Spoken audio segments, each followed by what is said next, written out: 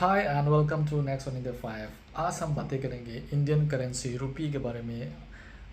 आज का डेट पे इंडियन करेंसी कहाँ स्टैंड करता है।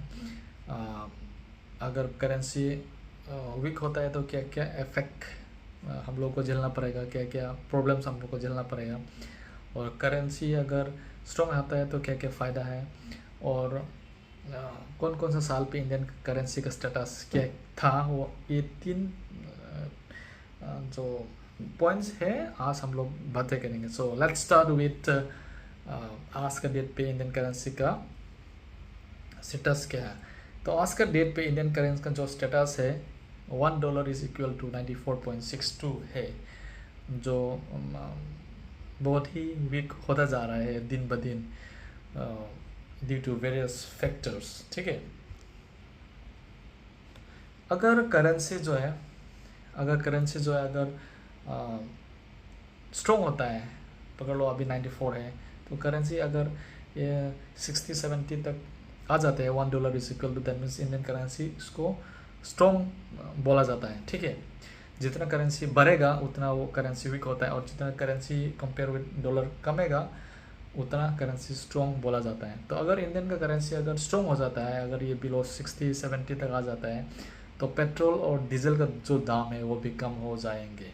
ठीक है, क्योंकि पेट्रोल और डीजल जो है ये सबसे पहला इफेक्ट इसको ही करेंगे, क्योंकि जितना भी वर्ल्ड पे ट्रेड होता है वो डॉलर में ट्रेड होता है। तो अगर $1 इज इक्वल टू 65-70 तक इंडियन रुपी आ जाता है, तो आपका तेल का दाम भी ऑटोमेटिकली कम हो जाएंगे। अभी जो 105-102 जो है ये कम होके अराउंड 65 से 75 के अंदर पे आ जाएंगे। एट द सेम टाइम जो मोबाइल एंड लैपटॉप जो हम लोग खरीदते हो, अभी पकड़ लो आपका मोबाइल है या आपने खरीदा है 1,20,000 में, उसका दाम शायद 20-25 हज़ार कम हो जाए, बिलो 1 लाख हो जाए, और जो मोबाइल आप 65,000-75,000 में खरीदते हो वो शायद 50-55,000 में आपको मिल जाए।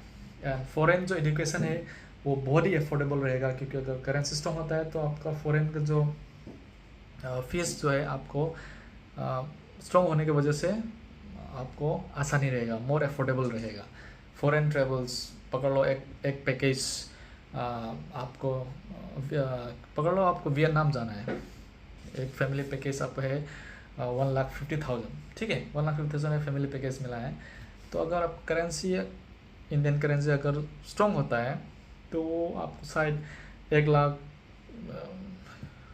के अंदर शायद हो जाना चाहिए, 1,20,000 1,10,000 में हो जाना चाहिए। तो इस तरह से करेंसी काम करता है। तो नेक्स्ट है कि कौन कौन सा पीरियड पे, कौन कौन सा समय पे इंडियन करेंसी कहाँ पे था, वो हम ये नेक्स्ट फेज वाला में बातें करेंगे। तो शुरू करते हैं 1947 से, आफ्टर गेटिंग द इंडिपेंडेंट। तो जब इंडिपेंडेंट मिला था 1947 में, तो $1 का जो इक्विवेलेंट इंडियन करेंसी था वो था 3.30 INR इंडियन करेंसी, मीन्स 3 रुपया 30 पैसा था 1947 में। उससे 10 साल बाद आया 1957 में $1 इज इक्वल टू 4.76 INR। ठीक, उसके बाद 1967 में इंडिया का जो INR है $1 is equal to 7.50 Indian currency था। वेरी स्ट्रॉन्ग था उस वक्त, $1 इज इक्वल टू 7.5 था। उसके बाद 1977 में 65 के बाद 1977 में $1 जो $1 है इज इक्वल टू 8.74 था। $1 इज इक्वल टू 8.74 था। एंड उसके बाद 1987 तक में $1 इज 12.95 था। देखिए, हर 10 साल बाद 47, 57, 67, 77 एंड 87, 1, 2, 3, 4, 5, 50 ईयर्स में कितना बड़ा, लगभग लेस देन 10 रुपीज़ बढ़ा है। 50 ईयर्स में 10 रुपीज़ बढ़ा है, लेस देन 10 रुपीज़। ठीक है, तो उसके बाद 1997 में ये एक उछाल लेता है, जो कि $1 2007 के बारे में बोल रहा हूँ। आफ्टर 1997 में ये 1987 में ये $1 इज इक्वल टू 12.95 था। तो 1997 में 10 साल में ये $1 इज इक्वल टू 36.31 INR हो गया है। ठीक है, 87 से 97 तक में उसने बहुत बड़ा जंप मारा है, 36.31 INR हो गया $1। उसके बाद आता है 2007 में $1 इज इक्वल टू 41.35 हो गया है 2007 में 41.35। उस वक्त पेट्रोल का दाम शायद था 43-44 रुपीज़ 2007। मुझे अभी भी याद है, मैं जब वेस्पा जो है वो चलाता था तो 40-45 रुपीज़ से तेल डालता था, is less than 50 rupees 1 litre में। तो 2017 में ये बढ़कर हो गया है $1 इज इक्वल टू 65.11 $1। ये आपका आज से 10 साल पहले $65.11 हो गया है। तो आज का डेट पे $1 इज़ 94.62 हो गया है। एक इंटरेस्टिंग जो फैक्ट है मैं बताना चाहता हूँ कि ये 2013 था ना, 2013 में जब मनमोहन सरकार था, कांग्रेस का सरकार था, तो वो उस वक्त है 58.59 था।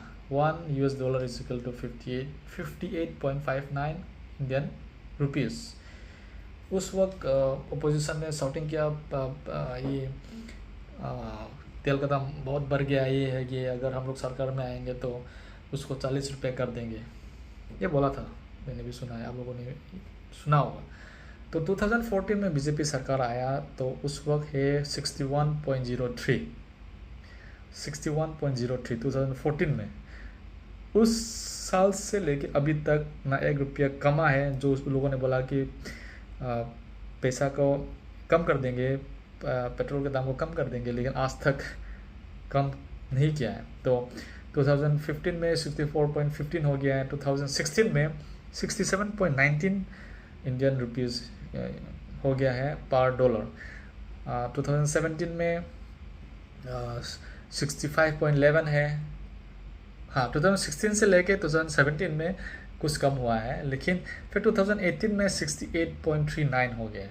ठीक है, 2019 में ये क्या हुआ है, 2019 में 70.45 एंड 2020 में 74.13। ठीक है, तो जो मैं क्यों बोल रहा हूँ, जो बोलता है ना कांग्रेस हो बीजेपी, अब अगर हम लोग आते हैं तो तेल का दाम कम कर देंगे, ये कर देंगे, ये सब नौटंकीबाजी है। ठीक है, उनके बस में कुछ नहीं रहता है। अगर आप जो तेल खरीदते हैं और सऊदी अरेबिया या फिर मिडिल ईस्ट से, पर बैरल का दाम अगर बढ़ता है तो पर बैरल का दाम अगर 100 रुपये से ऊपर है, $100 से ऊपर है, तो क्या आपको वो 50 रुपये में देंगे पर लीटर? ये सब फालतू की बातें हैं। ये सब जो अनपढ़ गवार लोग हैं ना इंडिया में, बहुत सारा है, पढ़ा लिखा अनपढ़ गवार बहुत है इंडिया में, तो उनको जस्ट टू गेट वोट ये बताया जाता है कि ये है। ठीक है, तो फिलहाल स्ट्रेट ऑफ हॉर्मुज बंद है। वर्ल्ड वॉर शायद शुरू हो गया है अकॉर्डिंग टू मी, क्योंकि मोर देन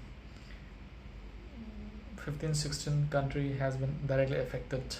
ओके, तो मैं यही कहना चाहता हूँ सब लोगों से, सब जो इलेक्शन के समय हम ये कर देंगे वो कर देंगे, ये सब के झमेले में मत पड़ो। आप जिसको अच्छा लगता है उसको वोट करो, पार्टी देके वोट मत करो।